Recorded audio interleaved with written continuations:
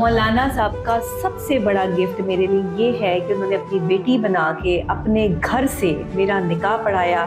یہ رخصت کرنے والی بات تھی اپنے گھر سے. میں نے صرف انہیں، جب میری ملاقات ہوئی نا مولانا صاحب سے، تو میں نے انہیں یہ کہا کہ میرے والد صاحب نہیں ہیں. انہوں نے کہا بیٹے میں تمہارا باپ، آپ میرے گھر سے جو ہے وہ آپ برات جو ہے وہ میرے گھر آئے گی. آپ جو ہے وہ حارث کو کہیں کہ وہ یہاں پر جو ہے وہ اپنے ماں باپ کو جو ہے سب کو لے کر آئے. میں جواد وسیم بھائی کا اور مولانا طارق جمیل صاحب کا جو گفٹ انہوں نے مجھے میری زندگی میں خوشی کی صورت دیا ہے، میں کبھی زندگی بھر بھی ان کا یہ احسان نہیں اتار سکتی.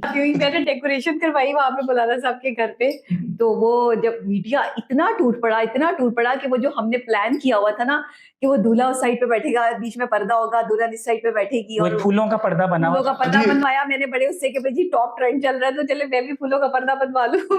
تو مولانا صاحب کہتے ہیں اس کو باہر نکال دو. اور وہ اچھا انہوں نے کہا کہ باہر نکال دو، لیکن ڈاکٹر نبیہ کی شکل دیکھنے والی تھی کیونکہ انہوں نے بڑے ارمانوں سے تیار کروایا تھا.